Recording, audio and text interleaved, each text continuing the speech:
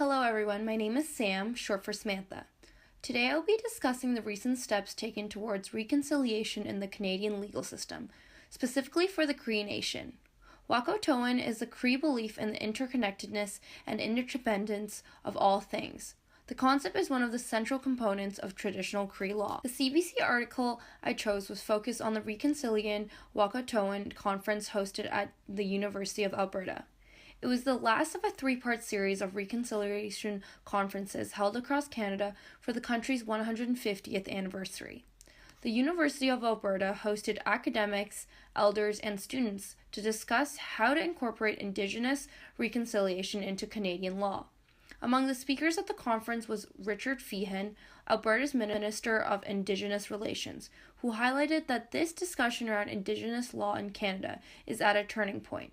It is especially important to inspire discussions around this topic now as the Truth and Reconciliation Commission just set out specific recommendations to recognize the Indigenous laws and practices. The Cree view holds that all life forms are interconnected and that life is sacred. Human beings are not at the top of a ladder but are a part of a sacred circle. Traditional Cree culture revolves around the connection to Mother Earth and the relationship with family and community. The concept of Mother Earth in Cree worldview not only encompasses the land, but also all of the animals, minerals, rocks, plant life, and all of its interconnectedness with humans. The underlying foundation for all elements of the Cree culture are the Cree values, which are viewpoints that characterize the Cree way of life. A few of the primary Cree values are shown on the slide, including Wichitowan, which translates to sharing, Tapawiwan, which translates to honesty and clean living, and Wahkotowan, which translates over to kinship.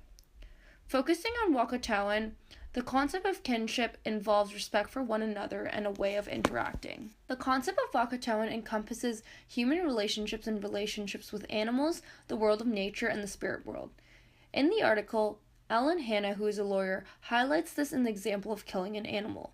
He says, when a Cree person is hunting an animal and makes the decision to kill it, the relationship of the animal to the larger beliefs of the Cree are taken into consideration. This exemplifies how Cree value acknowledges how all decisions are interrelated, and this belief is a driving factor for why Cree law is different from the traditional legal system. However, their beliefs and practices have not been reflected as Cree law has been suppressed for many years. The federal government needs to recognize that Cree people have been making decisions on their lands for generations. The complexity of Indigenous laws should be acknowledged by policymakers and reflected in the changes of the legal system. The practice of the Wahkotowan can impact the ways courtrooms work, from issuing verdicts to assigning penalties. With respect to Cree law, some courts would not issue definitive penalties for crimes, as they would in the traditional legal sense. Instead of established penalties we are familiar with, there are definable approaches to solving instances of dispute that are specific to Cree traditions.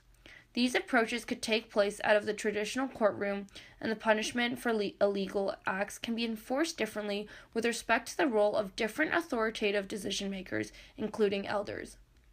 There are certain principles that show similarities and differences to our methods of legal response that underline the Cree way of responding to legal and human issues. They include the principle of healing, avoidance, acknowledging responsibility as a remedy, natural or spiritual consequences, and incapacitation. For example, the principle of avoidance would entail the community to actively avoid the harmful actor to maintain group safety, or the principle of incapacitation involves execution, which is not practiced in our legal system but is still allowed in others. This can be brought back to Cree law in the pre-contact Aboriginal community, which I will elaborate in the coming slide. Before the arrival of the European settlers, there were consistent patterns in the treatment of such matters as relations with other nations, family problems, and disputes about property. Cree decision-making involved the participation and consent of the community at large. Harmful behavior was regulated by ostracism, shame, and compensation for the victim's loss, even if only symbolic compensation was possible. Elders had a huge authoritative role by undertaking the regular teaching of community values and warning offenders on behalf of the community. They publicly banished individuals who persisted in disturbing the peace. Elders would mediate dangerous disputes and reconcile offenders with the victims. Their traditional methods of social control and insistence upon retaliation work to deter the public and individual offenders from repeating the offense. The role of elders, the application of force, and their regular use of shame and ostracism to enforce them illustrated how justice was regulated in Cree societies. The Cree approach to the justice system, as indicated on this slide, was through the application of force, which can be defined to be enforcement served by the elders on behalf of the community. However, how does this fit into the Canadian legal system? For example, it is a common thing among all the natives for an offender to offer property in satisfaction for an injury. And when this is accepted by the injured party, contention between them entirely ceases. Even murder is sometimes in this way atoned for, but not commonly. In ordinary cases, nothing but the death of the murderer or some of his near relatives could satisfy the desire for revenge. These differences resulted in many of the challenges Cree people have faced in Canada, as the Canadian legal system has been imposed on their communities and societies. In order to make way for Cree law, there is a need for compromise. To achieve this, focus must be placed on consensus in decision-making and individual autonomy to fully achieve the incorporation of Cree beliefs into the legal system. By incorporating Cree principles and the role of elders, Cree communities can feel better represented by the Canadian legal system. Furthermore, proper policies set in place will be better enforced and deter individuals from causing greater harms. According to Section 35 of the Charter, Aboriginals have the right to self-govern, and before European contact, Cree people had been in charge of their own decision-making processes for generations. The Canadian government is called to adopt Cree beliefs into the legal system instead of forcing the Cree people to adapt to the legal policies established by the government. An example of a major step taken towards the reconciliation of Cree beliefs with the current Canadian legal system is shown through changes in land governance.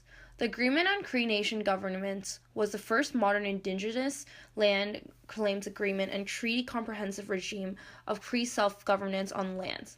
It was signed on July 18th of this year and set out a comprehensive regime of Cree self-governance on lands subject to federal jurisdiction under the James Bay and Northern Quebec Agreement of 1975. It removed the Cree from the application of the Cree Naskapi of Quebec Act and gives them the power to make laws in a wide variety of local land governance, including environmental protection, public order and safety, land and resource planning. This agreement on the Cree Nation governance recognizes that the Cree Nation government as mature and responsible governments and provides them with greater autonomy.